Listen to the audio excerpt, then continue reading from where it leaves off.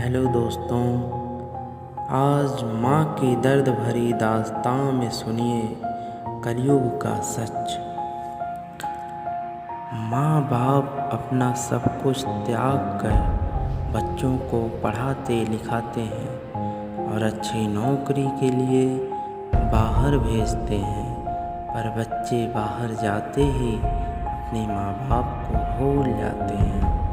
यहाँ 2 साल से इंदौर की एक बुजुर्ग महिला अपने पति के साथ सिर्फ इसलिए रह रही है कि उसका अंतिम संस्कार ढंग से हो जाए। महिला का बेटा इंजीनियर है और कनाडा में किसी हवाई जहाज कंपनी में 1 करोड़ के पैकेज पर काम करता है।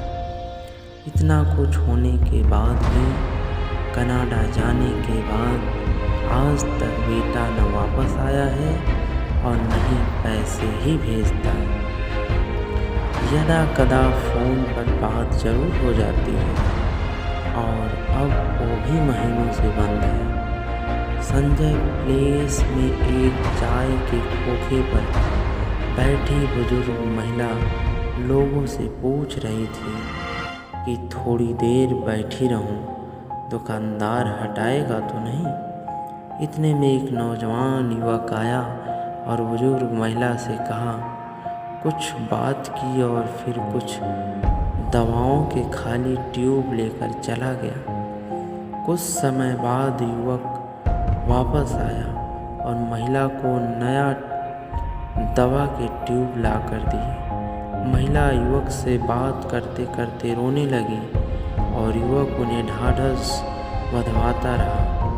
आसपास खड़े लोगों की निगाहें उन पर टिक गई। जब हमने मामला जानने की कोशिश की तो हमारे सामने महिला की दर्द भरी कहानी आई। बुजुर्ग महिला का नाम रीति ठाकुर है। इनके पति का नाम केवल ठाकुर और बेटे का नाम विकी ठाकुर है। महिला इंदौर की रहने वाली है और राधा स्वामी मत की अनुयायी है। महिला के अनुसार उसके पति आयुर्वेदिक डॉक्टर थे और काम सही चलता था। फिर पति हीरो के काम में लगे जो गैर कानूनी था और उसमें सब गंवा दिए। बेटे विकी को हमने खूब पढ़ाया लिखाया और इंजीनियर बनाया।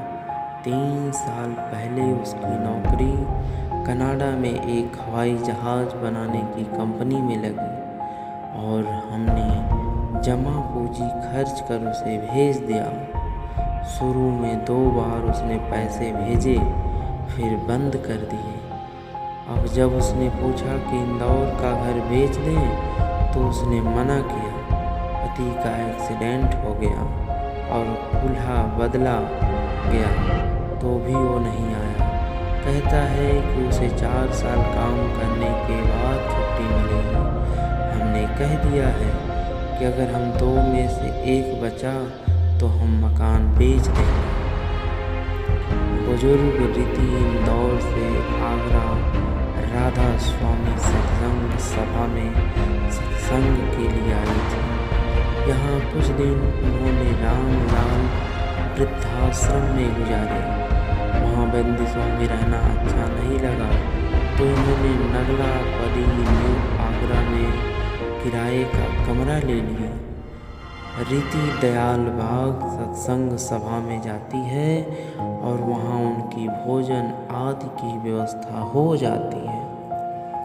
घर का किराया इधर उधर से लोगों द्वारा मांग कर देती है। कोई दवा देता है तो कोई चाय पिला देता है। इस तरह इनका जीवन चल रहा है। पूछने पर कहती हैं कि यह पूर्व जन्म का फल है, इसलिए इस जन्म में सत्संग करती हूँ ताकि अगली बार सब ठीक हो। बात करते समय महिला के आंसू देखकर हर कोई दर्द से भर गया। लोग महिला को देखकर सोच रहे थे कि बच्चों को अपने से दूर भेजने पर वो इतना दूर हो जाते हैं कि माँ बाप के हालात भी उन्हें विचलित नहीं करते और उन्हें भी भूल जाते हैं। इस माँ की कहानी आज के दौर में हजारों ऐसी माँ से मिलती होगी जो आज चाहे आलीशान बंगले में रह रही हों या फिर एक झोपड़ी में, लेकिन उसकी नम आँखें आज भी उस बेटे के घर आने की राह देखती हैं, जिसे न केवल उसके अपने सीने से लगाकर पाला बल्कि उसे पढ़ा लिखा कर दुनिया के काबिल बनाया। पर शायद उस माँ को ये नहीं मालूम था कि बाहरी दुनिया की भीड़ में वो बेटा अपनी दुनिया को ही भूल जाएगा। दोस्तों, ये कहानी आपको कैसी लगी कमेंट में ज़रूर बताइएगा। Thank you so much.